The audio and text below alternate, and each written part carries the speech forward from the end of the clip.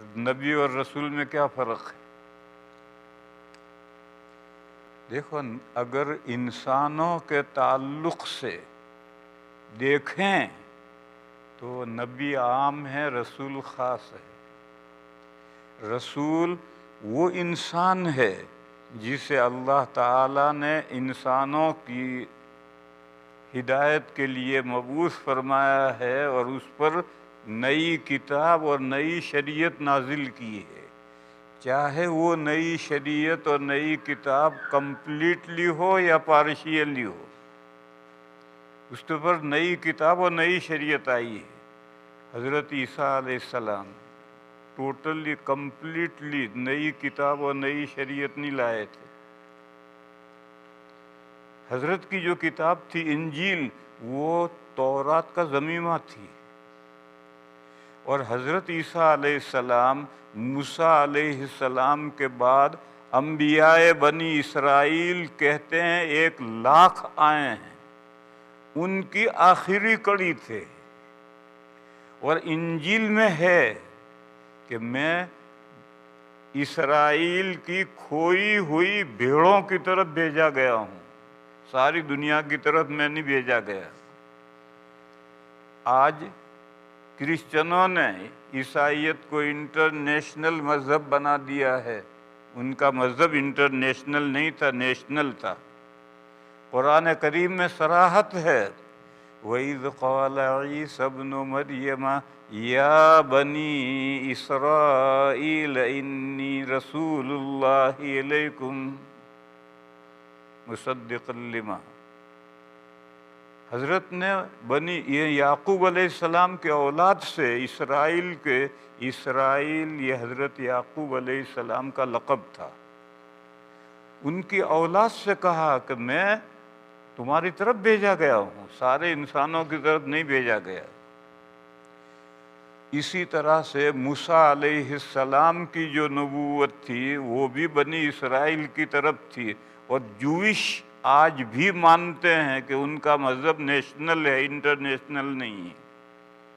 یعقوب علیہ السلام کی اولاد ہی یہودی ہو سکتی ہے، دوسرا دنیا کا کوئی انسان یہودی نہیں ہو سکتا۔ اور پھر عجیب و غریب بات ہے، یہود یہ کہتے ہیں موسیٰ علیہ السلام آخری رسول ہے، اور تورات اللہ کی آخری کتاب ہے۔ وہ انجیل کو بھی نہیں مانتے، عیسیٰ علیہ السلام کو بھی نہیں مانتے۔ وہ کہتے ہیں آخری کتاب تورات اور آخری پیغمبر موسیٰ علیہ السلام، یہ کہتے ہیں۔ دوسری طرف یہ کہتے ہیں کہ موسیٰ علیہ السلام کا مذہب اور تورات صرف بنی اسرائیل کے لیے تھی۔ میں نے لندن میں پورے یورپ کا جو سب سے بڑا ربائی ہے، اس سے میں نے اپوائنٹمنٹ لے کر ایک ملاقات کی تھی۔ اس ملاقات میں میں نے ان سے کہا کہ آپ حضرات کے کیا عقائد ہیں، مجھے بتاؤ۔ تو اس نے چھپے ہوئے 13 عقائد دیے، اس ربائی نے چھپے ہوئے 13 عقائد دیے، جس میں سے 7 عقیدے لا الہ الا اللہ سے متعلق تھے۔ وہ سیم ہیں، ہمارے اور ان کے عقیدے بالکل ایک ہیں، ایک رتی بھر فرق نہیں۔ جو ہمارے اللہ کے تعلق سے جو ہمارے عقیدے ہیں، وہی تعلق ان کے عقیدے ہیں۔ اور دوسرے جو 6 عقیدے تھے، اس میں سے ایک عقیدہ تو بعث بعد الموت کا تھا، جو ہمارا عقیدہ ہے کہ مرنے کے بعد دوبارہ زندہ ہونا ہے، ان کا بھی وہی عقیدہ ہے۔ اور باقی جو 5 عقیدے تھے وہ حضرت موسیٰ علیہ السلام اور تورات سے متعلق تھے۔ ان 5 میں یہ تھا کہ آخری کتاب تورات ہے اور آخری رسول موسیٰ ہے۔ موسیٰ علیہ السلام کے بعد کوئی رسول نہیں، تورات کے بعد میں کوئی کتاب نہیں۔ جب اس نے مجھے یہ اپنے عقائد لکھے ہوئے دیے تو میں نے اس سے ایک سوال کیا۔ میں نے کہا کہ موسیٰ علیہ السلام اور تورات بنی اسرائیل کے لیے، اور بنی اسرائیل دنیا میں ہیں کتنے؟ مٹھی بھر ہیں۔ تو ساری جو انسانیت رہ گئی ان کے لیے ہدایت کی روشنی کہاں سے آئے گی؟ بنی اسرائیل کے لیے تو موسیٰ علیہ السلام و تورات، چلو ہدایت کی روشنی ہو گئی، لیکن بنی اسرائیل تو دنیا میں 2% ہیں۔ 98% پوری دنیا میں جو انسان ہیں ان کے لیے کون سی کتاب ہے، ان کے لیے کون سے نبی اور رسول ہیں؟ تو چپ ہو گیا، جواب نہیں دیا، بولا ہی نہیں آگے۔ بہرحال یوش تو مانتے ہیں، اور قرآن کریم میں ہے، سورہ صف میں ہے، وَإِذْ قَالَ مُوسَىٰ لِقَوْمِهِ يَا قَوْمِ لِمَ تُؤْذُونَنِي وَقَدْ تَعْلَمُونَ أَنِّي رَسُولُ اللَّهِ إِلَيْكُمْ۔ تو ہم قرآن میں بھی صراحت ہے کہ یہ جوئش کا مذہب نیشنل ہے، اور جوئش آج بھی مانتے ہیں کہ ہمارا مذہب صرف یعقوب کے اولاد کے لیے ہے، تمام انسانوں کے لیے نہیں ہے۔ تورات شریف صرف یعقوب کے اولاد کے لیے ہے، تمام انسانوں کے لیے نہیں۔ اسی طرح سے عیسیٰ علیہ السلام کا مذہب بھی ان کی قوم کے لیے تھا، قرآن میں ہے، وَإِذْ قَالَ عِيسَى ابْنُ مَرْيَمَ إِنِّي رَسُولُ اللَّهِ إِلَيْكُمْ، اور انجیل میں ہے کہ میں اسرائیل کی کھوئی ہوئی بھیڑوں کی طرف بھیجا گیا ہوں۔ بھیڑ جانتے ہو، لیمپ، وہ بال والا بکرا، لیمپ، ایک ریوڑ ہے بہت بڑا، اس میں سے چند بکریاں گم ہو گئی، ریوڑ سے نکل کر کہیں ادھر ادھر بھٹک گئی۔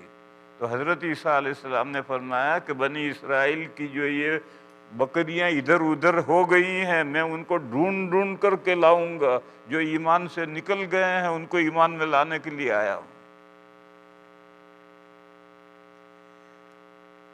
اور قرآن کریم میں ہے، حضرت نے فرمایا کہ وَلِأُحِلَّ لَكُمْ بَعْضَ الَّذِي حُرِّمَ عَلَيْكُمْ، میں اس لیے آیا ہوں، عیسیٰ علیہ السلام نے کہا میں اس لیے آیا ہوں کہ تمہاری شریعت میں بعض چیزیں جو حرام کی گئی تھی، اب میں ان کی حلت کا اعلان کرنے آیا ہوں کہ وہ زمانہ گیا، وہ دور الگ تھا، اب وہ چیزیں حلال ہیں۔ بہرحال چاہے نئی شریعت ٹوٹلی ہو یا پارشلی ہو، بہرحال جس ہستی کو انسانوں کی ہدایت کے لیے مبعوث کیا گیا ہے اور اس کو نئی کتاب اور نئی شریعت دی گئی ہے تو وہ رسول ہے۔ اور اگر اس کو نئی کتاب اور نئی شریعت نہیں دی، بلکہ پہلے کتاب اور پہلے رسول کی جو کتاب اور اس کی تشریح، دعوت، اشاعت، تبلیغ کے لیے وہ مبعوث ہوئے ہیں۔ جیسے کہتے ہیں موسیٰ علیہ السلام کے بعد میں 1,00,000 انبیاء بنی اسرائیل میں مبعوث ہوئے ہیں، ان پر کوئی نئی کتاب نہیں نازل ہوئی، نئی شریعت نازل نہیں ہوئی، وہ اسی تورات شریف کی اور موسیٰ علیہ السلام کی شریعت کی تبلیغ کرتے تھے۔ تو نبی وہ ہے جس کو نئی کتاب، نئی شریعت نہیں ملتی، بلکہ پریویس سابقہ شریعت کی تبلیغ اور اشاعت کرتا ہے، اور رسول کو نئی کتاب اور نئی شریعت ملتی ہے۔ لہذا جو بھی رسول ہے وہ نبی ہے، لیکن ہر رسول کے لیے ہر نبی کے لیے رسول ہونا ضروری نہیں ہے۔ جیسے سمجھو مولوی اور مفتی، تو مفتی مولوی بنے بغیر مفتی نہیں بن سکتا، پہلے مولوی بنے گا تب مفتی بنے گا۔ بس کوئی مفتی مولوی ہوئے بغیر مفتی نہیں بن سکتا، لیکن مولوی مفتی کے بغیر ہو سکتا ہے۔ تو انسانوں کے تعلق سے جب ہم دیکھیں کہ رسول اور نبی میں کیا فرق ہے، تو رسول خاص ہے، نبی عام ہے، اور جو عام ہے وہ عام ہے، رسول بھی نبی ہوتا ہے، اور جو خاص ہے وہ خاص ہے، نبی رسول نہیں ہوتا۔ تو اللہ تعالیٰ نے ارشاد فرمایا وَمَا أَرْسَلْنَا مِن رَسُولٍ، نبی کیوں نہیں کہا؟ نبی کہتے تو عام ہو جاتا ہے۔ دیکھو ہمارے آقا حضرت محمد مصطفیٰ صلی اللہ تعالی علیہ وسلم خاتم المرسلین بھی ہیں اور خاتم النبیین بھی ہیں۔ تو جب نبی عام ہے وہ تمام نبیوں کے آخری کڑی ہیں، تو رسولوں کے بھی خاتم ہوئے، نبیوں کے بھی خاتم ہوئے۔ اس لیے قرآن کریم میں فرمایا وَلَٰكِن رسول اللہ و خاتم النبیین فرمایا، خاتم المرسلین نہیں کہا۔ اگر خاتم المرسلین کہتے تو حضور کے بعد میں کوئی نیا نبی آ سکتا تھا، نیا نبی۔ حضرت عیسیٰ علیہ السلام جو تشریف لائیں گے وہ نئے نبی نہیں ہیں، وہ تو حضور سے پہلے کے نبی ہیں جو بعد میں آئیں گے۔ اور جب وہ آسمان سے نازل ہوں گے تو اپنی نبوت پر برقرار ہوں گے، مگر اپنی نبوت پر عمل نہیں کریں گے، قرآن و حدیث پر عمل کریں گے۔ اسی لیے قرآن میں 2 جگہ پر یہ آیت آئی ہے یعلمہ الکتاب والحکمت والتوراۃ والانجیل۔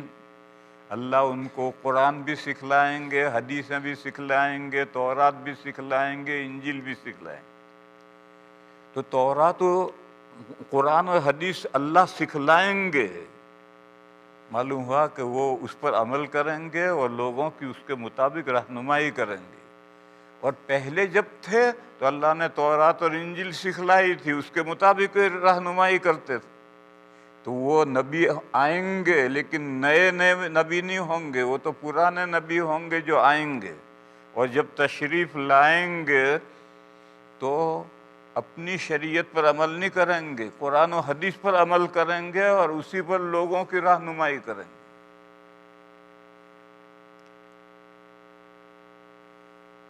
بعض لوگ ایک سوال کرتے ہیں کہ عیسیٰ علیہ السلام جب اتریں گے تو اپنی نبوت پر برقرار ہوں گے یا ان کی نبوت ختم؟ اگر نبوت ختم تو ان کا نقصان ہو گیا۔ حضور کے دور میں آئے تو اپنی نبوت گم کر دی، اور اگر اپنی نبوت پر برقرار ہیں تو اپنی نبوت پر عمل کریں گے۔ تو حضور خاتم النبیین کہاں ہوئے؟ یہ کچھ لوگ سوال کرتے ہیں، یہ بیکار سوال ہے۔ تشریف لائیں گے، اپنی نبوت پر برقرار ہوں گے، مگر قرآن و حدیث اللہ ان کو سکھلائیں گے، اس کے مطابق خود بھی عمل کریں گے، مسلمانوں کی رہنمائی کریں گے، اور اس سے ان کی شان میں کوئی کمی نہیں آئے گی۔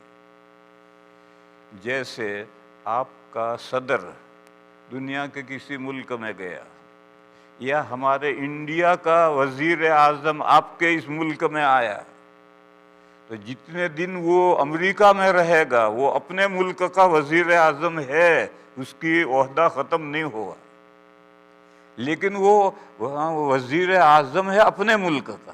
عیسیٰ علیہ السلام بھی نبوت پر برقرار ہوں گے، مگر ان کی نبوت ان کے زمانے کی، مگر وہ نبوت برقرار ہے۔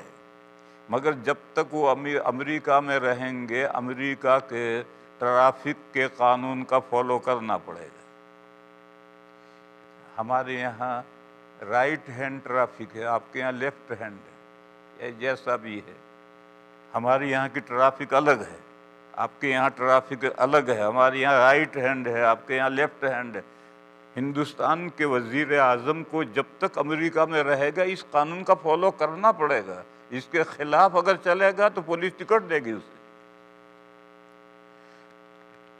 اسی طرح سے حضرت عیسیٰ علیہ السلام جب اتریں گے تو حضور کی شریعت کی پابندی کریں گے۔ اپنے زمانے کے وہ ہیں، انڈیا کا وہ وزیر اعظم ہے، مگر جب تک یہاں رہے گا اس کو یہاں کے قانون کا فالو کرنا ہوگا۔ تو اسی طرح سے حضرت عیسیٰ علیہ السلام جب تشریف لائیں گے تو نبوت پر برقرار ہوں گے، مگر ان کی نبوت ان کے زمانے کی نبوت، اس پر برقرار ہوں گے، اور جب تک حضور کے پیریڈ میں رہیں گے قرآن و حدیث پر عمل کریں گے، اس کے مطابق مسلمانوں کی رہنمائی کریں۔ ایک لوگ ایک سوال اور کرتے ہیں، وہ یہ کہتے ہیں کہ عیسیٰ علیہ السلام حنفی ہوں گے یا شافعی ہوں گے یا مالکی ہوں گے یا حنبلی ہوں گے یا غیر مقلد ہوں گے، کیا ہوں گے؟ اس کا جواب یہ کہ وہ مجتہد ہوں گے، وہ کسی کا فالو نہیں کریں گے۔ جیسے تمام مجتہدین قرآن کریم کو ڈائریکٹ سمجھتے ہیں، اسی طرح سے عیسیٰ علیہ السلام تشریف لائیں گے تو وہ قرآن و حدیث سے وہ مجتہد ہوں گے، اللہ نے ان کو پڑھایا۔ یعلمہ الکتاب والحکمت والتوراۃ والانجیل، اللہ نے پڑھایا۔ تو اللہ کا پڑھایا ہوا وہ بھی مجتہد نہیں بنے گا، پھر کون مجتہد بنے گا؟ حضور کے پڑھائے ہوئے سارے صحابہ مجتہد بن گئے، حضور کے پڑھائے ہوئے سارے صحابہ مجتہد بن گئے، تو اللہ کا پڑھایا ہوا بھی مجتہد نہیں ہوگا، وہ مجتہد ہوں گے۔ اور اگر یہ کہیں کہ فلاں کتاب میں یہ لکھا ہے کہ وہ حنفی ہوں گے تو غلط لکھا ہے، اس کے پاس کوئی دلیل نہیں، وہ مجتہد ہوں گے اور دین کو وہ قرآن و حدیث سے براہ راست اخذ کریں گے۔ وہ اللہ کے پڑھائے ہوئے ہیں۔ قرآن میں 2 جگہ پر یہ آیت ہے کہ اللہ ان کو سکھلائیں گے، قرآن بھی اور حدیث بھی۔ لہذا یہ سوال تو فضول ہے کہ وہ کیا ہوں گے، حنفی ہوں گے، شافعی ہوں گے، مالکی ہوں گے؟ جواب یہ کہ وہ مجتہد ہوں گے، وہ اللہ کے پڑھائے ہوئے ہوں گے اور قرآن و حدیث سے براہ راست شریعت اخذ کریں گے، خود بھی عمل کریں گے اور امت کی بھی رہنمائی کریں گے۔ پھر ایک سوال لوگ اور کرتے ہیں، اور وہ بڑا بھیانک سوال ہے، خطرناک سوال ہے۔ وہ پوچھتے، وہ ایک آج آیت آئی ہے، اس لیے میں یہ سوال ہے، آج یہ آیت آئی ہے وَمَا أَرْسَلْنَاكَ إِلَّا رَحْمَةً لِّلْعَالَمِينَ، یہ آیت آئی ہے، نہیں بھیجا ہم نے آپ کو مگر سارے جہانوں کے لیے۔ جہان کتنے ہیں کوئی نہیں بتلا سکتا کتنے ہیں۔ جس جہاں میں ہم ہیں اس جہاں کے اندر بھی سینکڑوں ہزاروں جہاں ہیں۔ دیکھو، انسانوں کی دنیا الگ ہے، بھینسوں کی دنیا الگ ہے، گھوڑوں کی دنیا الگ ہے، بکریوں کی دنیا الگ ہے، شیروں کی دنیا الگ ہے، کیڑوں کی دنیا الگ ہے، پتہ نہیں کتنی دنیایں ہیں جو ہماری دنیا کے اندر ہیں۔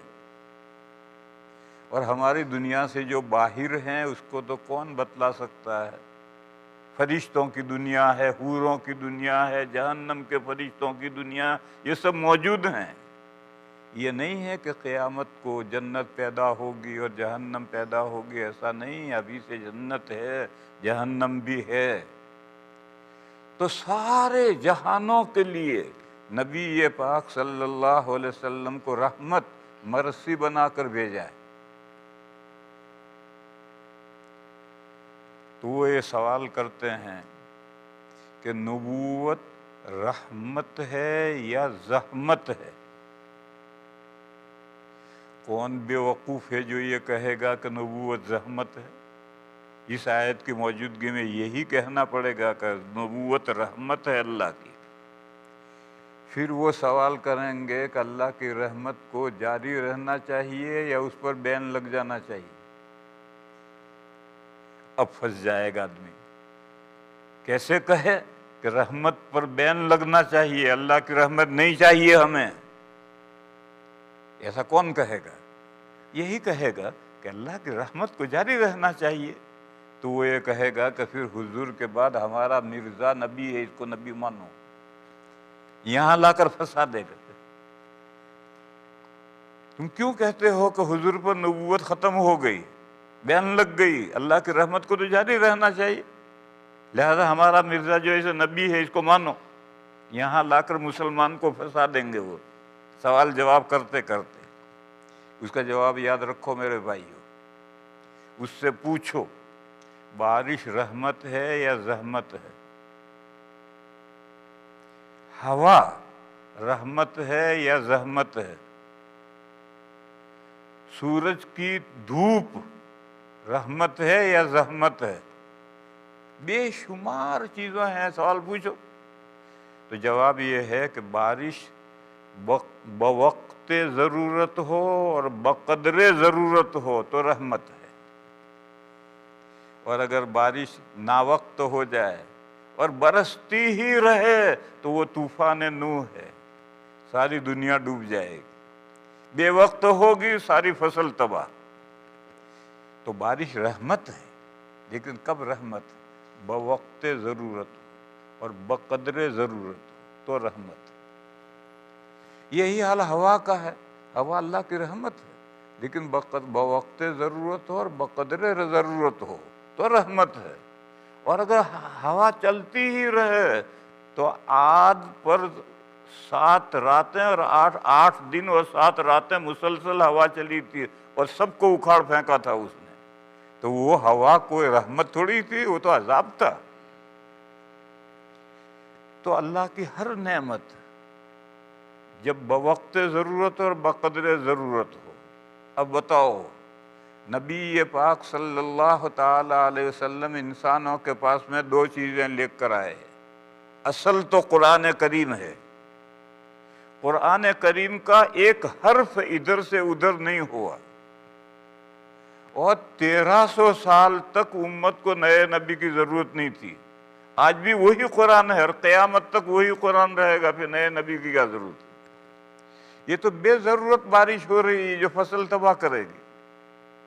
تو بے ضرورت بارش ہے جو فصل تباہ کرے گی. جب قرآن کریم موجود، کوئی یہ کہے کہ حدیثوں میں لوگوں نے گڑبڑ کی ہے، تو حدیثیں شرح ہیں. شرح کو جب متن کے ساتھ ملائیں گے، کمپیر کریں گے، تو خود ہی پتہ چل جائے گا کہ یہ حدیث گڑبڑ ہے.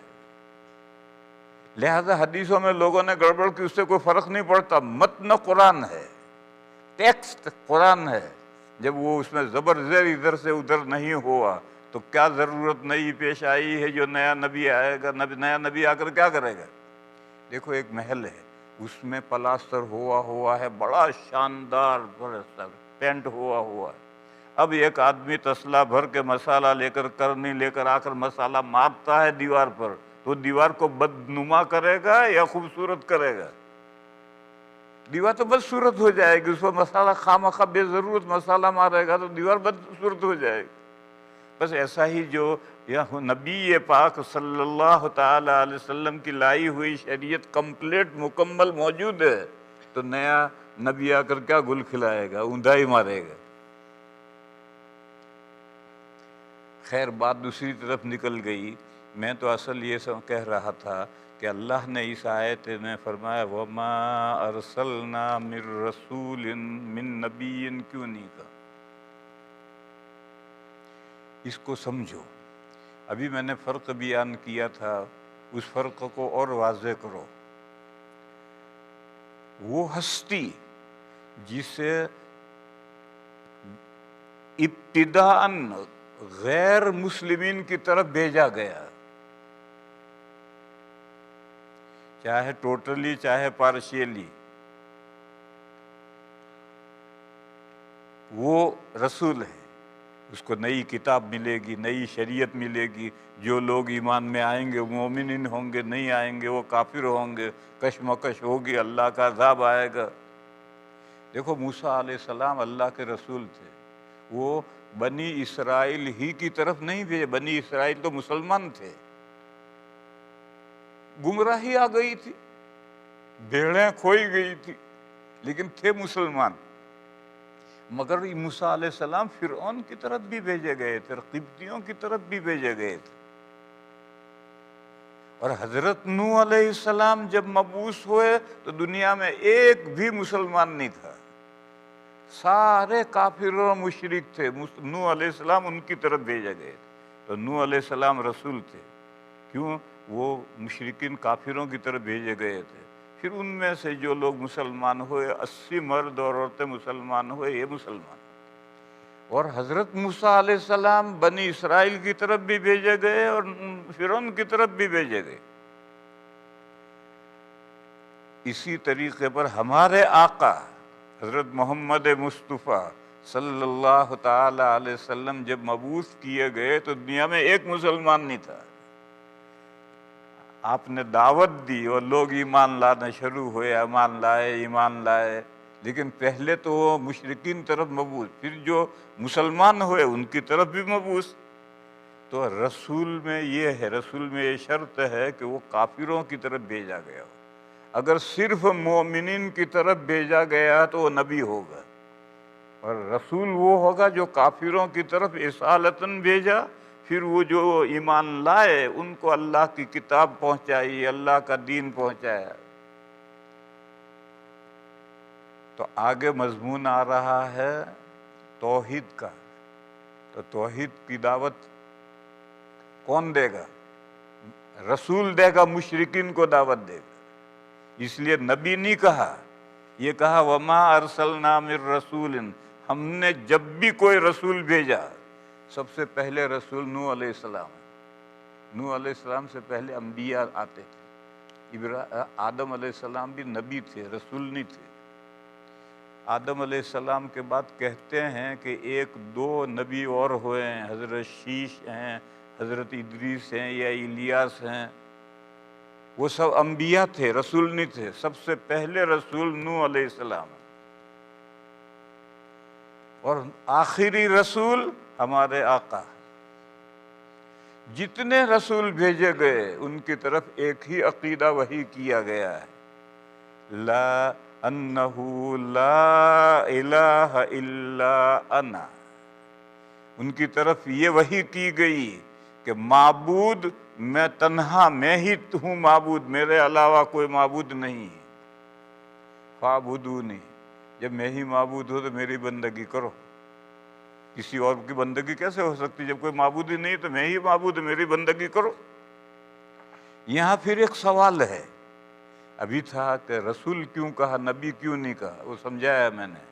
پھر یہاں ایک سوال ہے کہ کلمے کے تو دو جز ہیں، لا الہ الا اللہ محمد الرسول اللہ، تو محمد الرسول اللہ کا تذکرہ کیوں نہیں؟ یہاں رک کر کے اس مسئلے کو سمجھو۔ کلمے کے دو جز ہیں، اور دونوں جزوں کے مجموعے پر ایمان مرتب ہوتا ہے۔ جو کلمے کے دونوں جز مانتا ہے وہ مومن ہے، اور جو کلمے کے دونوں جز نہیں مانتا یا ایک جز نہیں مانتا تو وہ غیر مسلم ہے، ان بلیور ہے، نن مسلم ہے۔ اور کافر کہو گے تو وہ مائنڈ کرے گا کہ مجھے کافر کہتا، کافر مت کہو۔ ماموں کو ماموں جان کہنے سے کام چل رہا ہے تو باپ کا سالہ کہنے کی کیا ضرورت ہے؟ اس لیے ہمارے ہندوستان کے ہندوؤں کو اگر کفار کہو تو وہ مائنڈ کرتے ہیں، تو ہم کفار کافر نہیں کہتے، ہم کہتے ہیں غیر مسلم۔ وہ کہتے ہیں ہاں ہم غیر مسلم ہیں، تو غیر مسلم کو اچھا سمجھتے ہیں تو غیر مسلم کو۔ لیکن مسلمان وہ ہے جو کلمے کے دونوں اجزاء مانتا ہے، اور جو دونوں اجزاء نہیں مانتا یا ایک نہیں مانتا تو وہ غیر مسلم ہے، کافر ہے۔ یہاں ہمارے اس ملک میں کچھ لوگ یہ کہتے ہیں کہ یہود و نصارہ کافر کہاں ہیں، وہ تو اللہ کو مانتے ہیں، ایک اللہ کو مانتے ہیں۔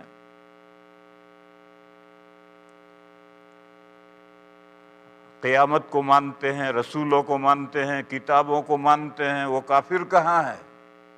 اس کو میں سمجھا رہا ہوں کہ ایمان کے لیے کلمے کے دونوں جز ماننا ضروری ہے۔ اگر ایک جز مانتا ہے ایک جز نہیں مانتا تو وہ قرآن کی اصطلاح میں کافر ہے۔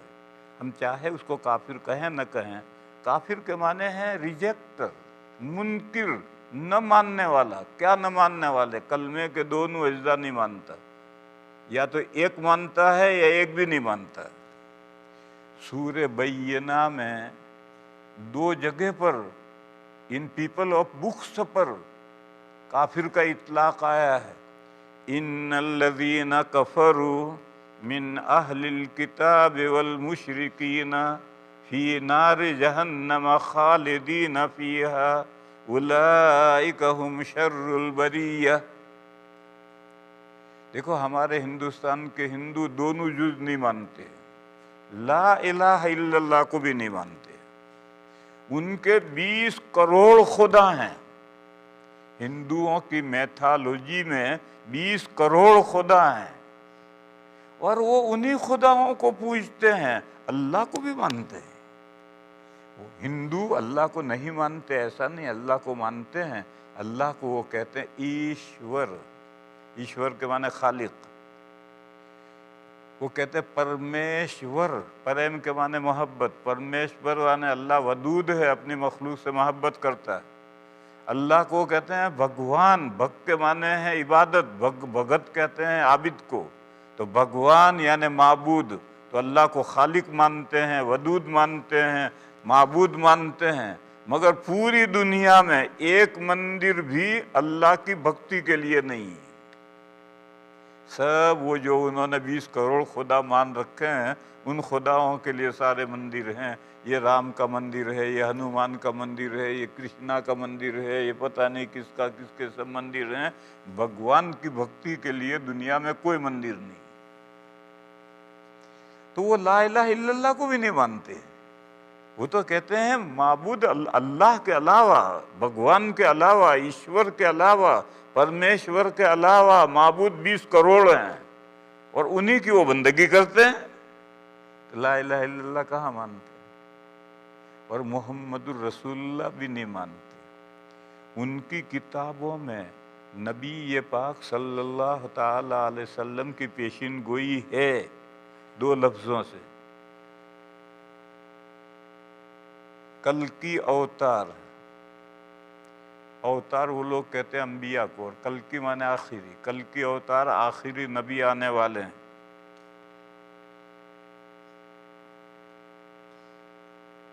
اور دوسرا پیشین گوئی ہے نراشیش۔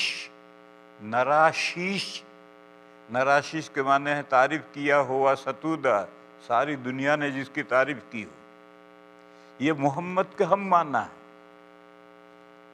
تو ان کی کتابوں میں یہ ہیں، مگر وہ انتظار میں ہیں کہ ہندوؤں میں نراشیش نام کا کوئی اوتار پیدا ہوگا، کوئی نبی پیدا ہوگا۔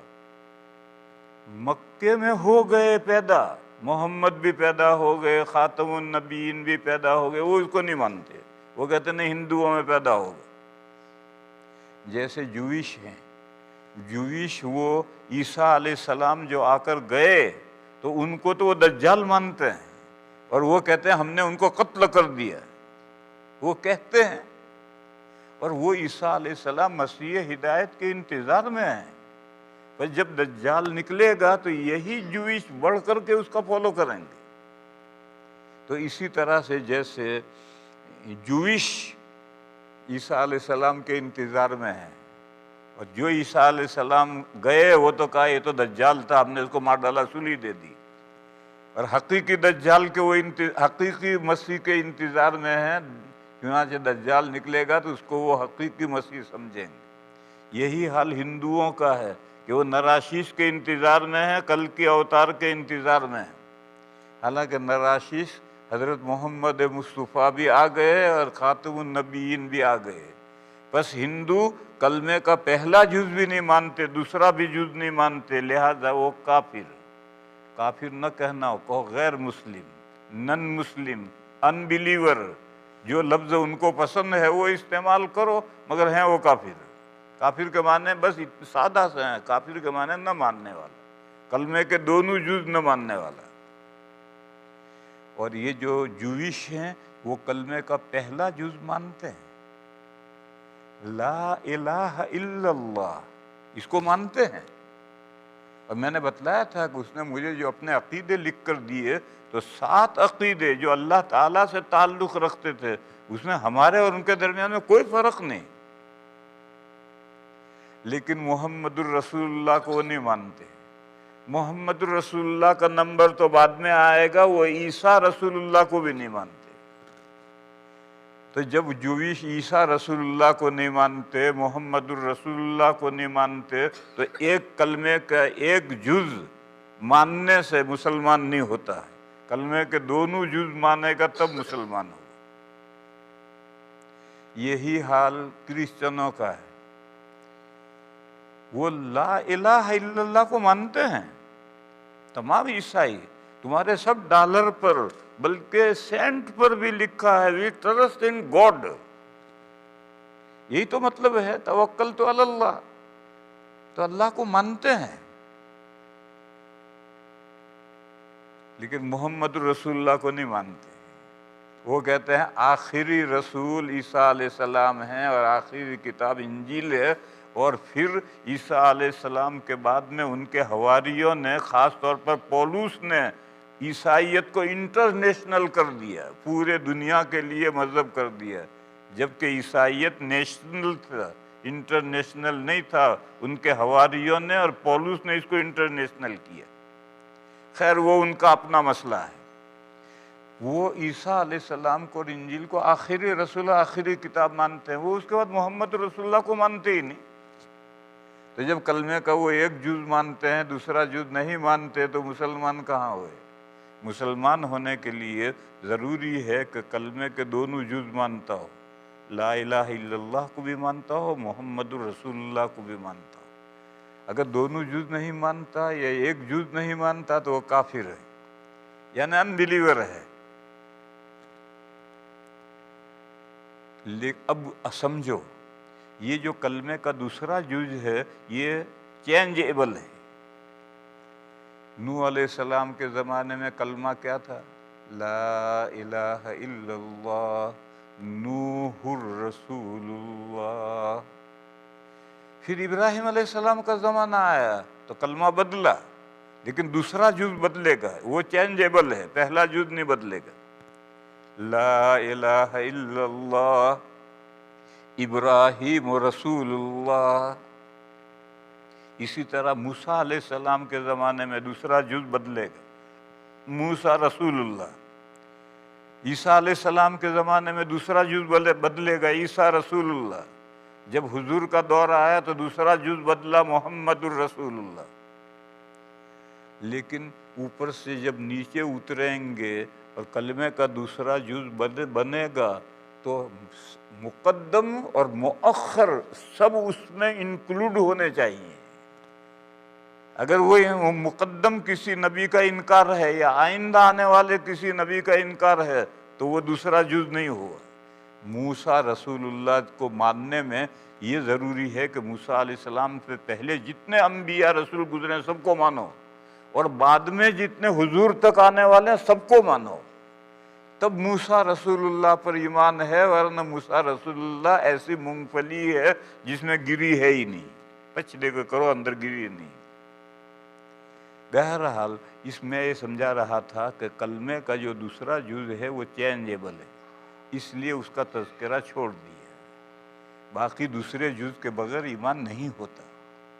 فرمایا وما ارسلنا من رسول الا نوحی الیہ انہ لا الہ الا انا۔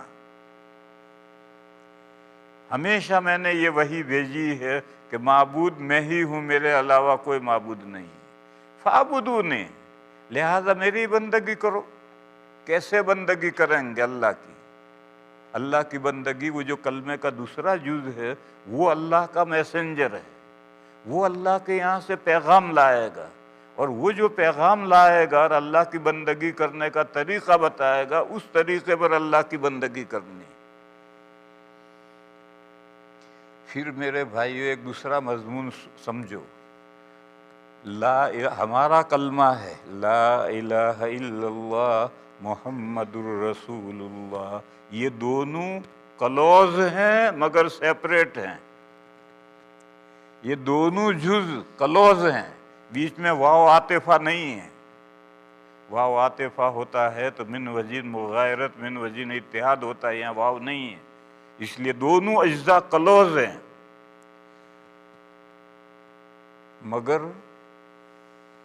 سیپریٹ ہیں۔ بس پہلے جز میں دوسرے کو نہیں گھسانا، دوسرے میں پہلے کو نہیں گھسانا، دونوں کو الگ الگ رکھنا ہے، سیپریٹ رکھنا ہے۔ دیکھو ہمارے یہ کرسچن بھائی جو ہیں انہوں نے دوسرے جز کو پہلے جز میں گھسایا، وہ بھی لا الہ الا اللہ کے قائل ہیں، اور عیسیٰ رسول اللہ بھی کہتے ہیں، مگر عیسیٰ رسول اللہ کو پہلے جز میں گھسایا اور کہا عیسیٰ اللہ کے بیٹے تھے۔ تو جب اللہ کے بیٹے تھے تو وہ معبود ہو گئے، جب اللہ معبود ہے تو ان کا بیٹا بھی معبود۔ تو پہلا جز تھا کہ لا الہ الا اللہ، اللہ کے علاوہ کوئی معبود نہیں، انہوں نے دوسرے جز کو پہلے جز میں گھسایا اور کہا کہ عیسیٰ علیہ السلام بھی اللہ کے بیٹے تھے۔ ایسا نہیں کرنا، دوسرے جز کو پہلے جز میں نہیں گھسانا، پہلا جز رہے گا۔ پھر دونوں اجزاء کلوز ہیں، ان کو سیپریٹ بھی نہیں کرنا، یہ جوئش ہیں، انہوں نے اپنے 2 کلموں کے دوسرے جز کو سیپریٹ کر دیا. کئی سال پہلے کا قصہ ہے.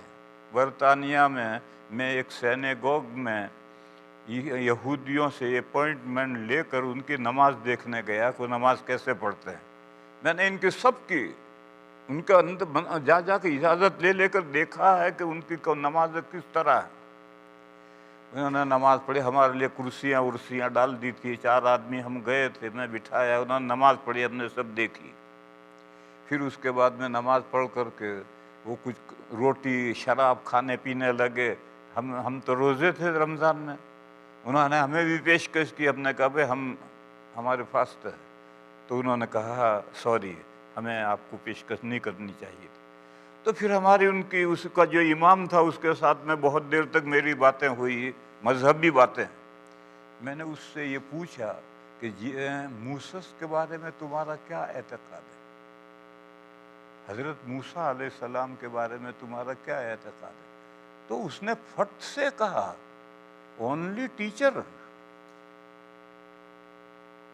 میں حیرت میں رہ گیا کہ کیا بک رہا ہے یہ نا, اونلی ٹیچر. اونلی ٹیچر تو کالجوں میں اسکولوں میں بتتے رہے ہوتے ہیں. تو کیا عیسیٰ علیہ السلام کا موسیٰ علیہ السلام کا بھی یہی مقام ان کے, اور یہی مقام ہے ان یویش کے ہیں.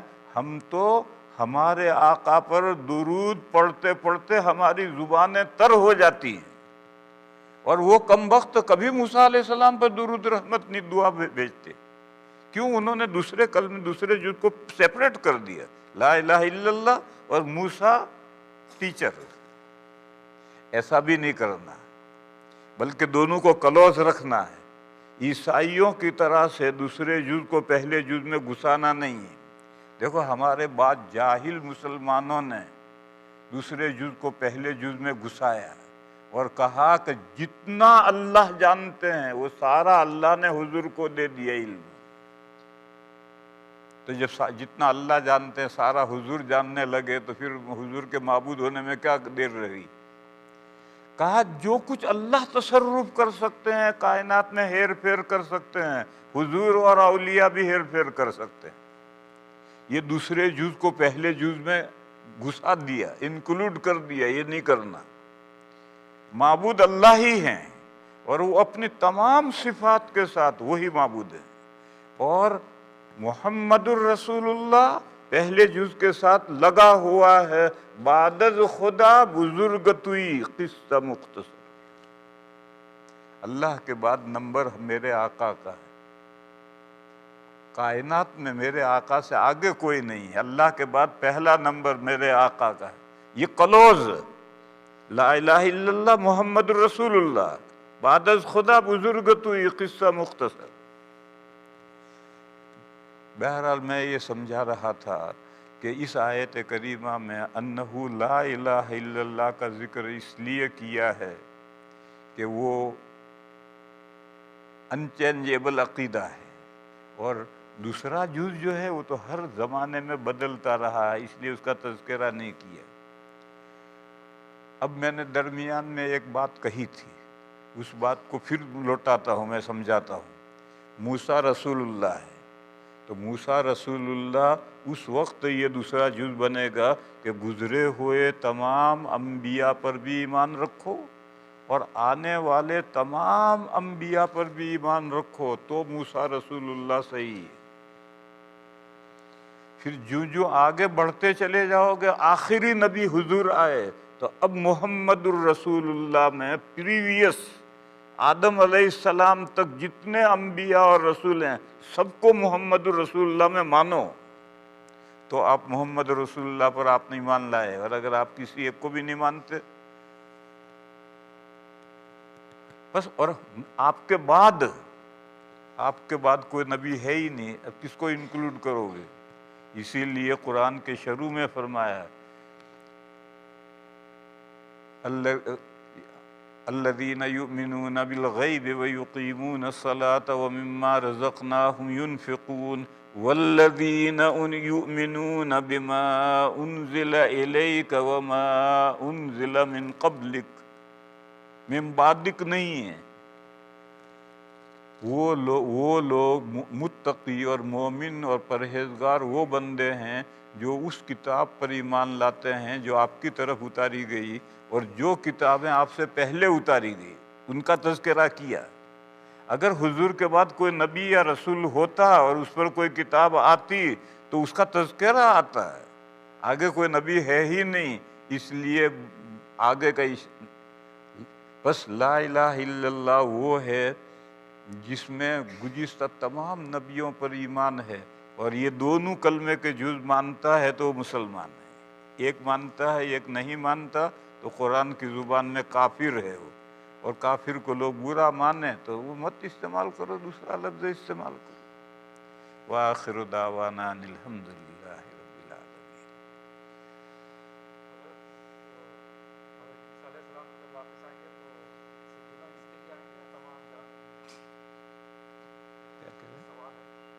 میں اونچا سنتا ہوں، ذرا اونچا زور سے بولو، میں اونچا سنتا ہوں۔ واپس آئیں گے نہیں، آسمان سے اتریں گے یہ کہو، واپس آئیں گے مت کہو۔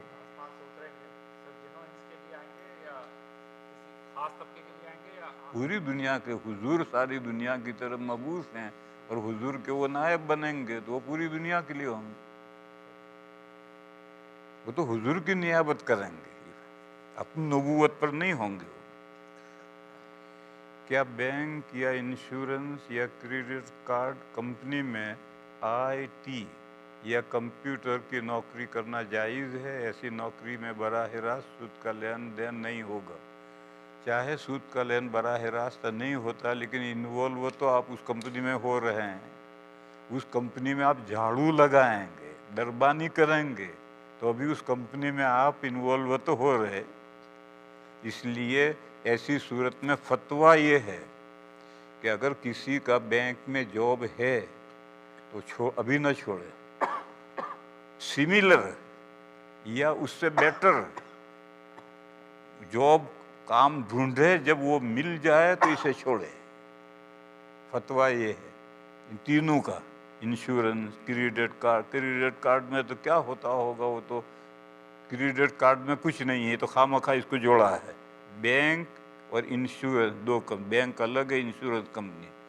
یہ جو بینک ہے یہی کریڈٹ کارڈ جاری کرتی ہے، کریڈٹ کارڈ کوئی الگ تھوڑے ہوتا ہے۔ لہٰذا ان دونوں میں فتویٰ یہ ہے کہ اگر کوئی اولاً تو ان میں جاب نہیں لینا چاہیے، ملازمت نہیں کرنی چاہیے، لیکن کر لی کسی بندے نے تو پھر فتویٰ یہ ہے کہ مناسب اس کے سملر یا اس سے بیٹر جاب ڈھونڈ کر کے پھر اس کو چھوڑے، اس سے پہلے نہ چھوڑے۔ آدمی اگر گھر کے کاموں میں بیوی کا ہاتھ بٹائے تو اس کی کیا فضیلت ہے؟ حدیث کی روشنی میں کوئی فضیلت نہیں ہے بھائی۔ حدیث شریف تو صرف یہ ہے، حضرت عائشہ صدیقہ رضی اللہ تعالی عنہا سے کسی نے، طالب علموں نے پوچھا، حضرت عائشہ پڑھاتی تھی، طلبہ پردے کے پیچھے سے پڑھتے تھے، تو کسی نے پوچھا کہ نبی پاک صلی اللہ تعالی علیہ وسلم جب گھر میں ہوتے تھے تو کیا کرتے تھے؟ باہر ہوتے تھے وہ تو ہمیں معلوم ہے کہ کیا کرتے تھے، ان گھر میں ہوتے تھے تو کیا کرتے؟ تو صدیقہ نے فرمایا کان فی محنت اہلہ، اپنی فیملی کے کاموں میں حصے دار بنتے تھے، جو فیملی کر رہی ان کے کاموں میں ہاتھ بٹاتے تھے، بس اتنی حدیث ہے، اس سے آگے کچھ نہیں۔ لہذا شوہر کو بیوی کے کاموں میں ہاتھ بٹانا چاہیے۔ ہمارے آقا جب گھر میں ہوتے تھے تو گھر والوں کے کاموں میں شریک ہوتے تھے، ہاتھ بٹاتے تھے، شوہر کو بھی ہاتھ بٹانا چاہیے، اس سے زیادہ کوئی فضیلت نہیں ہے۔ کیا سید لوگ اپنے خاندان والے سید رشتہ دار کو صدقہ دے سکتے ہیں؟ دے سکتے ہیں۔ اب فتویٰ یہ ہے کہ سادات کو بھی زکوٰۃ دے سکتے ہیں، زکوٰۃ دے سکتے ہیں تو صدقہ بھی دے سکتے ہیں۔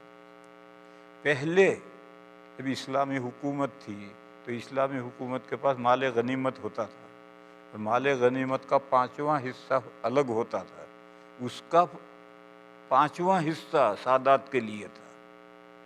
اب دنیا میں کہیں اسلامی حکومت رہی نہیں، اب تو جہاں ہیں مسلمانوں کی حکومتیں، اب دنیا میں مسلمانوں کی حکومتیں ہیں، اسلامی حکومت کہیں نہیں ہے۔ بس وہ مال غنیمت بھی نہیں ہے، وہ 5واں حصہ جو ان کو ملتا تھا وہ بھی نہیں ہے۔ اس لیے اس زمانے میں فتویٰ یہ ہے کہ سادات کو زکوٰۃ دے سکتے ہیں، لیکن پھر میں ایک بڑھا رہا ہوں، اگر کوئی سید ایسا ہے کہ وہ زکوٰۃ جیسا میلا مال قبول نہیں کرتا تو اس کو دھوکے میں رکھ کر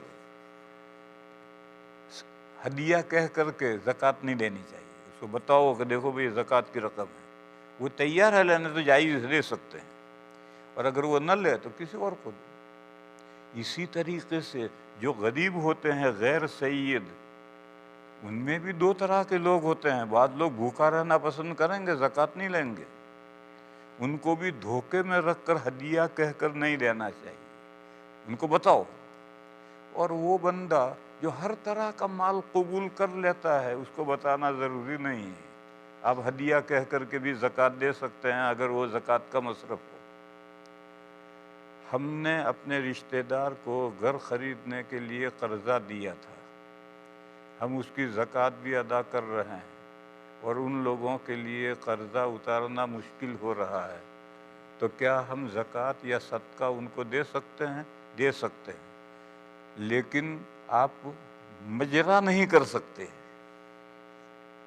اپنے قرض میں منہا نہیں کر سکتے، اپنے قرض میں سے لیس نہیں کر سکتے زکوٰۃ کو، اس کو دو، اس کو مالک بناؤ، پھر مالک بننے کے بعد میں پھر کہو لاؤ میرا قرضہ، نہ دے تو بجاؤ اس پر، پکڑو اسے اپنا قرضہ، اس کو مالک بنا کر اس کے ہاتھ میں جانے کے بعد آپ اپنے قرضے میں وصول کر سکتے ہیں۔ لیکن آپ نے جمع خرچ کر لیا گھر میں بیٹھ کر کہ میری $100 زکوٰۃ نکلی، وہ قرضے میں سے میں نے 100 لیس کر دیا، ایسا نہیں کر سکتے۔ زکوٰۃ غریب کے ہاتھ میں جانی، مالک بنانا ضروری ہے، بس اگر وہ قرضہ ادا نہیں کر سکتا تو اس کو زکوٰۃ دو، پھر اس سے واپس لو، اپنے قرضے میں واپس لو۔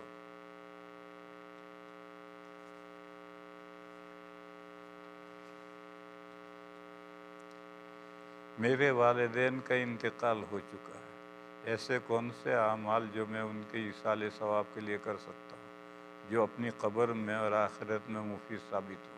ہر نفل عمل، فرض اور واجب نہیں، فرض اور واجب کا ایصال ثواب نہیں ہوتا ہے، ہر نفل عمل، چاہے وہ مالی عبادت ہو چاہے بدنی عبادت ہو، قرآن پڑھنا ہو، نفل نماز پڑھنا ہو، نفل روزہ رکھنا ہو، نفل حج کرنا ہو، نفل خیرات کرنا ہو، فرض اور واجب کا ایصال ثواب نہیں کر سکتے۔ وہ ایصال ثواب کرو گے تمہارے پاس کیا رہے گا؟ اور نفل عبادت چاہے کوئی ہو، بدنی ہو مالی ہو، نفل عبادت کر کے اس کا ثواب مرحوم کو پہنچاؤ، اس کا نفع پہنچے گا ان کو۔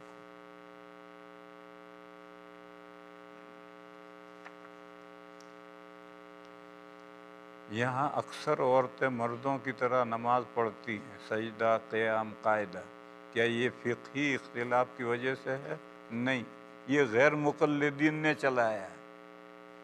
چاروں ائمہ کے یہاں عورت کے نماز پڑھنے کا طریقہ الگ ہے، مرد کے پڑھنے کا الگ ہے، لیکن یہ جو سلفی ہیں غیر مقلدین، انہوں نے یہ چلایا ہے کہ مردوں کی طرح عورتیں پڑھیں، یا پھر ایسا کرنا غلط ہے؟ غلط ہے۔ چاروں ائمہ اس مسئلے میں، چاروں ائمہ میں کوئی اختلاف نہیں، چاروں ائمہ کے نزدیک مرد کے نماز پڑھنے کا طریقہ الگ ہے، عورت کے نماز پڑھنے کا طریقہ الگ ہے، اور اس کے سلسلے میں حدیثیں ہیں۔ مگر یہ جو غیر مقلدین سلفی ہیں وہ کہتے ہیں یہ تو حدیث ضعیف ہے، ھذا حدیث ضعیف، ان کے پاس میں ایک فرض فارمولہ، جس چیز کو انہیں نہیں ماننا کہ ھذا حدیث ضعیف، تو یہ انہوں نے چلایا ہے، اور ان کے دیکھا دیکھی، ایک کے دیکھا دیکھی دوسری بھی اسی طرح کرتی. چاروں ائمہ کے نزدیک یہ طریقہ غلط ہے. جبکہ یہود و نصارہ کفار کہلاتے ہیں، تو کیا ان کا ذبیحہ جائز ہے؟ جائز ہے، اللہ کا نام لے کر ذبح کریں. اگر اللہ کا نام لیے بغیر مسلمان ذبح کرے تو وہ بھی مردار ہے. ایک مسلمان ہے، اس نے متعمدن جان بوجھ کر کے اللہ کا نام نہیں لیا اور مرغی ذبح کی تو وہ مردار ہے، نہیں کھا سکتے. تو جب مسلمان کا متروک التسمیہ حرام ہے تو اہل کتاب کا متروک التسمیہ کہاں سے جائز ہو جائے گا؟ اگر وہ کافر ہیں، پھر ان کا ذبیحہ کیسے حلال ہے؟ اس لیے کہ قرآن میں ہے، سورہ مائدہ کے پہلے رکوع میں ہے. لہذا اب تمہارا سوال بیکار ہے کہ جب وہ کافر ہیں تو ان کا ذبیحہ کیسے حلال ہے، یہ بیکار سوال ہے. قرآن کریم میں ہے کہ اہل کتاب کا ذبیحہ، مگر کب؟ جب وہ اللہ کے نام پر ذبح کریں، مشین سے ذبح کریں یا اللہ ہاتھ سے ذبح کریں مگر اللہ کا نام جان بوجھ کر نہ لیں، تو پھر وہ ذبیحہ حلال نہیں. مسلمان اگر بسم اللہ پڑھے بغیر ذبح کرے گا تو وہ حلال نہیں ہے. تو غیر مسلم یہود و نصارہ کا کہاں سے حلال ہو جائے؟ یہود جو ہیں ان کا ذبیحہ کس طرح ہوتا ہے تو ہمیں معلوم نہیں. ان کے یہاں جانور کے حلال ہونے کے لیے 17 شرطیں ہیں، وہ سب شرطیں پائی جائیں گے جانور حلال ہوگا. وہ بسم اللہ اللہ کا نام عربی میں لینا ضروری نہیں ہے، وہ اپنی زبان میں لیں، اللہ کا نام لیں. وہ اللہ کا نام لیتے ہیں یا نہیں لیتے ہیں مجھے نہیں معلوم، لیکن عیسائی نہیں لیتے، مسیحی پر ذبح کرتے ہیں، اور ہاتھ سے تو کرتے ہی نہیں ذبح، اور کریں بھی تو اللہ کا نام ان کے یہاں رہا ہی نہیں، اس لیے ان کا ذبیحہ جائز نہیں ہے.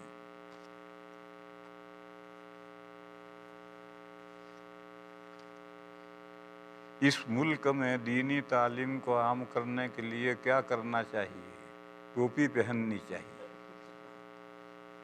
اس ملک میں دینی تعلیم کو عام کرنے کے لیے ٹوپی پہنا ہو ہر بچے کو، بغیر ٹوپی کے کوئی مسلمان نہیں رہنا چاہیے. اور پھر صرف ٹوپی نہیں، کرتا بھی پہنا ہو، اور نیچے چاہے پاجامہ پہنا ہو چاہے پتلون پہنا ہو، لیکن پتلون کے اوپر کرتا ہونا چاہیے گھٹنے تک. دینی لباس پہنا ہوگے تو دینی تعلیم کا شوق بھی پیدا ہوگا، خود بچے میں بھی اس کے ماں باپ میں بھی. اور اگر ہیپی لباس پہنا ہوگے، انگریزوں کا لباس پہنا ہوگے، تو نہ بچوں میں دینی تعلیم کا شوق ہوگا نہ ان کے ماں باپ میں شوق ہوگا. لہذا دینی تعلیم اگر آپ کو عام کرنی ہے تو پہلے اسلامی لباس پہنا ہو، اسلامی لباس کے بعد میں پھر گھر کا ماحول دینی بناؤ. گھر کا ماحول اگر دینی نہیں ہے تو بچوں میں دین حاصل کرنے کا شوق کہاں سے پیدا ہوگا؟ گھر کا ماحول دینی بناؤ. اور یہ جو لباس ہے اس سے تو پاپولیشن بڑھتی ہے. سب مسلمان اگر ٹوپی پہننے لگے تو مسلمان 10 گنے بڑھ جائیں گے، سڑکوں پر 10 گنے زائد مسلمان نظر آئیں گے. ہمارے یہاں دیوبند کے قریب میں رڑکی ہے، وہاں ہندو مسلم فساد ہو گیا، مسلمان تھوڑے ہیں، ہندو بہت ہیں. تو مولانا صاحب رات میں سہارنپور گئے اور 5000 ٹوپیاں خرید کر لائے، اور رات میں سب گھروں میں سپلائی کر دی، اور یہ کہا کہ صبح ہر آدمی ٹوپی پہن کر نکلے. اب جب صبح سب ٹوپیاں پہن کر نکلے تو ہندو ڈر گیا، سہم گیا کہ رات میں اتنے نئے مسلمان کہاں سے آ گئے، اور فساد دب گیا. لہذا میرے بھائیو، یہ تو پاپولیشن بڑھانے کی، دشمن پر دھاک بٹھانے کی ایک ہے طریقہ. آج مسلمان کا حال یہ ہے کہ اس کے چہرے پر داڑھی نہیں ہے. نماز پڑھانے کے لیے بھی مصلی پر بغیر داڑھی کے کھڑا ہو جاتا ہے، گویا بغیر داڑھی ہونا کمال ہے. اور لباس سر سے پیر تک انگریزی لباس ہے، تو اب وہ مسلمان کہاں سے نظر آئے؟ دیکھو ہمارے یہاں کی ایک مثال ہے، اگر بس میں یا ریل گاڑی کے ڈبے میں 4 سردار جی ہوں تو سکھوں کی عورت کو، لڑکی کو کوئی چھیڑ نہیں سکتا. وہ 4 سرداری ٹوپا پہنے بیٹھے ہیں، اور اسی بس میں، اسی ڈبے میں 15 مسلمان ہوتے ہیں، اور مسلمان عورت کو چھیڑتا ہے ہندو. کیوں؟ وہ 15 بیٹھے ہیں مگر کوئی نظر تو آ نہیں رہا. اور اگر یہ 15 آدمی اسلامی شعار کے ساتھ داڑھی والے بیٹھے ہوں تو کسی مسلمان لڑکی کو بس میں یا ریل گاڑی کے ڈبے میں چھیڑ دے ممکن نہیں. لہذا پاپولیشن بڑھاؤ بھائی، ہو تو تعلیم عام ہوگی. کیا دینی تعلیم کو مفت کرنا مناسب ہے؟ مفت کیسے کرو گے بھائی؟ مفت تو زکوٰۃ سے ہوتی ہے.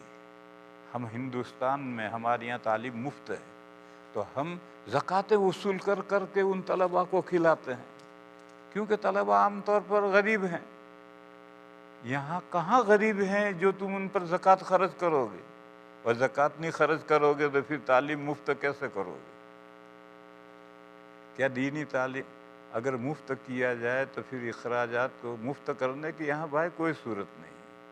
یہاں تو ہر بندہ اپنی اولاد پر خرچ کر سکتا ہے، لیکن ایسا نہیں ہے کہ ان ملکوں میں کوئی غریب نہیں ہے، ایسا بھی نہیں. لہذا جو بھی بڑا مدرسہ، چھوٹے مدرسے میں تو چھوٹے بچے ہیں، اس میں تو ماں باپ اس کا خرچہ دیں گے، لیکن بڑے مدرسے میں 7-8 سال تک عربی تعلیم حاصل کرنی ہے. اور اگر کوئی شخص ایسا ہے کہ اس کا باپ کہتا ہے میں فیس نہیں دے سکتا ہوں، تو زکوٰۃ لے سکتا ہے؟ کہاں لے سکتا ہوں. تو اس کو زکوٰۃ دو اور وہ بچے کی فیس میں دے. ایسا ہر دارالعلوم میں فنڈ رہتا ہے کہ اگر کوئی بچے غریب ہوں اور بالغ ہوں تو باپ کو نہیں دینا ہے، وہ بالغ ہے اس پر خرچ کرنا ہے، اور نابالغ ہے تو اس کے باپ کو دینا ہے، وہ اس میں دے گا. مگر وہ کہے کہ میں زکوٰۃ کا حقدار ہوں تو دیں گے اس کو اس فنڈ میں سے.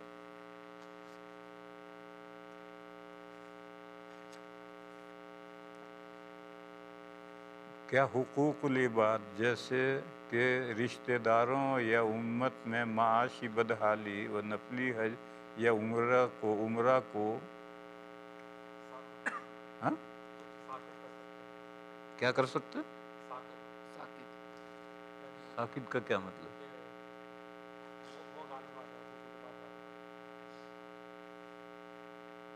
میں نہیں سمجھا کیا کہہ رہا ہے.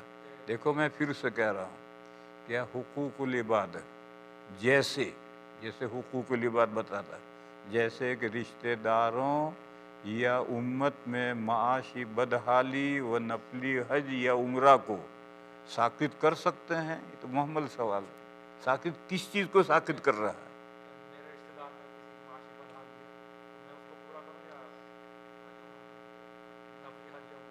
ساکت کا مطلب تو میں اسے ختم کروں. حقوق العباد کو کیسے ختم کروں؟ آپ کو لکھنا نہیں آیا، پھر زبانی کہو، لکھا ہوا کا اعتبار نہیں. ایک مثال دو، بہت ساری مثالیں جمع مت کرو. ایک رشتہ دار ہے، بولو آگے.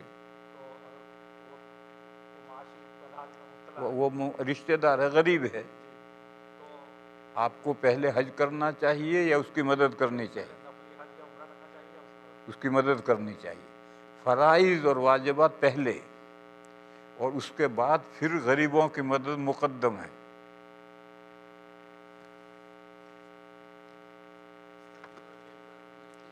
کیا 11 یا 12 سال کے بچے جو بالغ ہو جائیں وہ امامت کر سکتے ہیں؟ کیسے معلوم ہو جائے گا وہ بالغ ہو گئے؟ وہ بچہ کہتا ہے میں بالغ ہو گیا، وہ سمجھتا تو کچھ ہے نہیں کہ بالغ ہونا کہتے کس کے. لہذا 15 سال چاند کے حساب سے 15 سال جب ہوں تب ان کو مصلی پر کھڑا کرو، اس سے پہلے نہیں. اس سے پہلے وہ بچہ کہتا ہے کہ میں بالغ ہو گیا، وہ بالغ ہونے کو سمجھتا تو ہے نہیں، پر کہتا میں بالغ ہو گیا. ہاں، اس کی شادی کر دو اور اس کی بیوی حاملہ ہو جائے تو اب وہ بالغ ہو گیا پکا. اس کے بغیر کیسے مانو گے؟ کیا 13 سال کے حافظ بچے جو بالغ نہ ہوں تراویح کی نماز پڑھا سکتے ہیں؟ نہیں پڑھا سکتے۔ جو بچے نابالغ ہیں ان پر نماز فرض نہیں ہے، پیچھے مقتدی بالغ ہے ان پر نماز فرض ہے، تو وہ نفل میں اس کی ضعیف ہے، اس کی قوی ہے۔ نابالغ اگر نماز نفل شروع کر کے توڑ دے تو قضا واجب نہیں، اور بالغ نفل شروع کر کے توڑے گا تو قضا واجب ہے۔ بس مقتدی کی نماز قوی ہے، امام کی ضعیف ہے، اس کی اقتدا نہیں ہو سکتی۔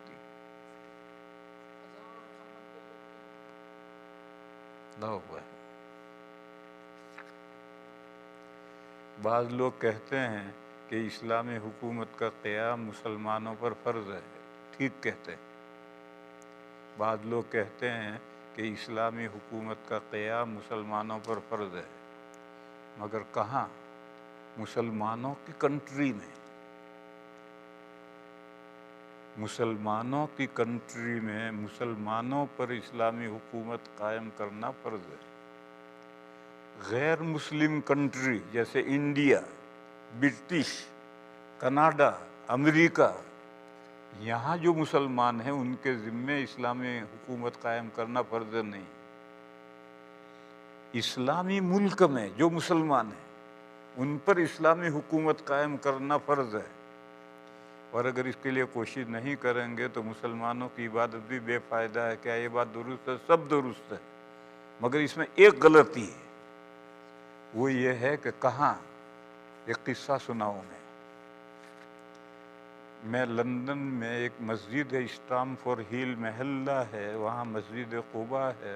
اس مسجد قباء میں پہلی مرتبہ جب گیا تو وہاں یہ غیر مقلدین نوجوان پریشان کرتے تھے، خلافت اسلامیہ قائم کرو، خلافت اسلامیہ قائم کرو۔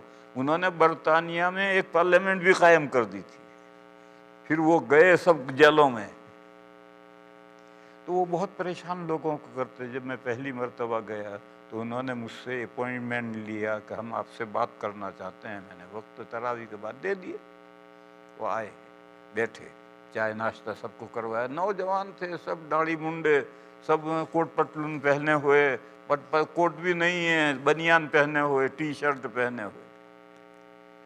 جب چائے پی کر ناشتہ کر کے فارغ ہوئے تو میں کچھ نہیں بولا، مجھے کیا ضرورت پڑی بولنے کی۔ ان میں سے ایک بولا، حضرت اسلامی حکومت قائم کرنے کا کیا حکم ہے؟ میں نے کہا فرض ہے، کمپلسری ہے، مسلمانوں کی ذمہ داری ہے کہ اسلامی حکومت قائم کریں۔ تو وہ خاموش ہو گئے، پھر کہنے لگا، پھر آپ ہمارا ساتھ کیوں نہیں دیتے؟ اس نے کہا پھر آپ ہمارا ساتھ کیوں نہیں دیتے؟ میں نے کہا ابھی آپ بیچ میں ایک سوال کود کر کے آگے بڑھ گئے ہیں، پہلے وہ ایک سوال بیچ میں چھوڑ دیا، وہ پوچھو۔ کہنے لگے وہ کیا ہے؟ میں نے کہا پوچھو کہاں اسلامی حکومت قائم کرنا ضروری ہے، کہاں؟ کہاں؟ ہاں یہ سوال رہ گیا۔ میں نے کہا جہاں پاسبلٹی ہے وہاں جاؤ، مصر میں اسلامی حکومت قائم کرو، جاؤ عراق میں کرو، جاؤ شام میں کرو، جاؤ ترکی میں کرو، جاؤ انڈیا میں، جاؤ پاکستان میں کرو، جاؤ بنگلہ دیش میں کرو۔ کہنے لگے وہاں تو گردن اڑتی ہے۔ تو میں نے کہا پھر اللہ کے بندو، یہ برٹش گورنمنٹ ہے، یہ اسلامی تو ہے نہیں۔ مسلمانوں کو یہاں سکون کا سانس لینے دیا، اب تم یہ دنگے فساد کر کے اپنے مسلمانوں کا جینا حرام کر دو۔ وہ گئے پھر نہیں آئے۔ تو یہ سوال ہے، اسلامی حکومت قائم کرنا فرض ہے، مگر کہاں؟ جہاں پاسبلٹی، وہ مسلمانوں کے ملکوں میں پاسبلٹی ہے وہاں جاؤ اسلامی حکومت قائم کرو، امریکہ میں اور برٹش میں اور کینیڈا میں نہیں۔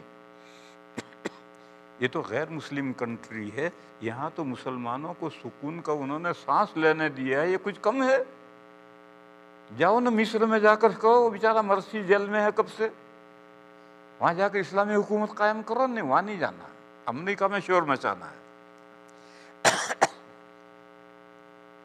اگر حافظ لڑکیاں 2-3 सहेलियाँ मिलकर एक के घर में तरावी से अपना कुरान दोहराएं और उनके साथ छोटी बहन पढ़ें तो क्या ये गुनाह या गलत है? हिफ्ज़ को पक्का करने की क्या तरकीब है? उसकी तरकीब ये है कि 2 हाफिज़ औरतें, एक इमाम बने, एक मुक्तदी बने, और एक अपना पारा सुनाए अवाबिन में और एक पारा सुनाए तहज्जुद में। मेरे घर में यही निज़ाम है। और तरावी मेरे घर में मेरा जो आखिरी बच्चा जो बालिग हुआ, हिफ्ज़ तो 10 साल में कर लेते हैं, लेकिन जब बालिग हुआ तो पहली मर्तबा तरावी घर में पढ़ाता है। उसमें मेरे घर की, मेरी फैमिली की औरतें फ़कत पढ़ती हैं, नेबर भी नहीं, मेरे घर की औरतें पढ़ती हैं। और जो 2 हाफिज़ हैं वो 2, एक पारा अपना अवाबिन में सुनाती है, एक पारा तहज्जुद में सुनाती है। फ़र्ज़ नमाज के इख्तिताम पर अक्सर ऐलानात शुरू हो जाते हैं जिससे देर से आने वाले मुसल्लीन को उनकी नमाज पूरी करने में खलल पड़ता है। इस सिलसिले में इंतज़ामिया का क्या रूल होना चाहिए? ये पर्चा मेरे पास गलत भेजा है, ये तो उस इंतज़ामिया के पास भेजो पर्चा, ये तरीक़ा गलत है। देखो, दुआ का असल जगह तो है कायदा अखीरा, मगर हम जो कायदा अखीरा में दुआ नहीं कर सकते, अरबी नहीं जानते, तो जस्ट क्लोज दुआ करो, फिर उसके बाद में जो ऐलानात करने हो करते रहो। अगर नमाज और दुआ के दरमियान में ऐलानात का फसल हो गया तो अब ये दुआ नमाज के साथ जॉइंट नहीं रही। मगर यहाँ ये अजीब तरीक़ा है। अरे भाई, लोग थोड़े भाग जाएंगे, दुआ के बाद में ऐलान करो, क्या परेशानी है? मगर ये गलत तरीक़ा चल पड़ा है।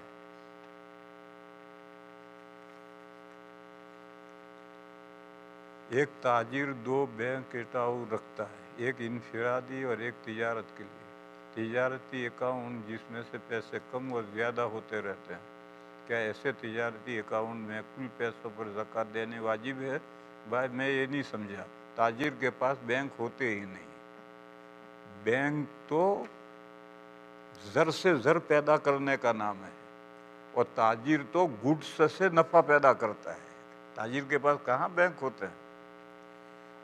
आप ये जो सवाल करने वाला है वो अपना मकसद पूरा वाज़े नहीं कर सका। गैर मुस्लिम सवाल करते हैं कि आलम अरवाह में तो सब मुस्लिम थे, फिर अल्लाह ने किसी को मुसलमान और किसी को गैर मुसलमान बनाया। अल्लाह ने नहीं बनाया, खुद बनता है। क्या ये बेइंसाफ़ी नहीं? अल्लाह ने नहीं बनाया। आलम अरवाह में तो सबको अल्लाह ने अपनी मारिफत करवा करके अलस्तु बिरब्बिकुम कालू बला, ये इम्तिहान लेकर दुनिया में आता है। फिर दुनिया में आकर इंसान खुद या तो अल्लाह को याद रखता है, मोमिन होता है, या भूल जाता है। एक हदीस सुनो, नबी पाक सल्लल्लाहु अलैहि वसल्लम ने फरमाया, कुल्लु मौलूदिन यूलदु अलल फितरा, हर बच्चा नेचर पर पैदा होता है। नेचर क्या है? वही जो दूसरी दुनिया में, आलम अरवाह में जो अल्लाह ने अपनी मारिफत करवा करके जो इकरार लिया है, उसी इकरार पर दुनिया में बच्चा आता है, यही नेचर है उसका। फिर अबवाहु युहव्विदानिही औ युनस्सिरानिही औ युमज्जिसानिही, फिर बच्चा जिन हाथों में पलता बढ़ता है, उसके माँ बाप यानी बच्चा जिन हाथों में पलता बढ़ता है, वो उसको यहूदी बना देते हैं, वो उसको ईसाई बना देते हैं, वो उसको मजूसी बना देते हैं। जैसे हुजूर ने फरमाया कि बकरी का बच्चा जब पैदा होगा तो कोई बच्चा कान कटा नहीं होगा, पूरे कान लेकर आएगा। फिर यह अरब में जहाँ बहुत सारी बकरियाँ और जंगल में सब साथ चरें, तो पहचान के लिए कान काटते थे, कोई गोल काटता था, कोई लंबा काटता था, कोई यूं काटता था, ये अपनी अपनी बकरियों की पहचान। तो जिसके यहाँ बकरी का बच्चा पैदा हो वो कान काटता है, कोई बच्चा कान कटा पैदा नहीं होता है। इसी तरह से जिन हाथों में, जिस माहौल में बच्चा पलता बढ़ता है, वो उसको यहूदी मजूसी बनाते हैं। अल्लाह के यहाँ से तो उसी फितरत पर दुनिया में आता है। بس اللہ کسی کو مومن کسی کو کافر نہیں بنتے، جس ماحول میں وہ پلتا بڑھتا ہے اس ماحول کا اثر پڑتا ہے، اور پھر جب وہ ہندو ہونے کا چاہے گا تو اللہ اس کے لیے خلق پیدا کریں گے۔ خالق ہر چیز کے اللہ ہے، مگر کسب بندہ کرتا ہے، جب بندہ کسب کرے گا تو اللہ خلق کریں گے۔ درود شریف پڑھو بھائی، دعا کریں۔ اللہم صلی وسلم وبارک علی سیدنا و مولانا محمد وعلی آل سیدنا و مولانا محمد بعدد من صلی وسلم۔ یا الہ العالمین، ہماری حسنات کو قبول فرما، ہماری تو خطاؤں سے ہماری لغزشوں سے درگزر فرما۔ یا اللہ ہمیں دنیا میں بھی بھلائیاں عطا فرما، آخرت میں بھی بھلائیاں عطا فرما، اور جہنم کے عذاب سے ہماری حفاظت فرما۔ یا اللہ یہ بندے جو تیرے دین کے سیکھنے کے لیے رات گئے تک یہاں بیٹھے ہوئے ہیں، میرے مولا ان کو قبول فرما، ان کو دینی زندگی عطا فرما۔ یا اللہ ہمارے سب کی فیملیوں کو راہ راست پر لے آ۔ اے میرے مولا اس ملک کے مدارس، مساجد، معاہد کی حفاظت فرما۔ یا اللہ ہماری مغفرت فرما، ہمارے ماں باپ کی مغفرت فرما، اور تمام مسلمان مردوں کی اور مسلمان عورتوں کی مغفرت فرما۔ سبحان ربک رب العزت عما یصفون، سلام علی المرسلین۔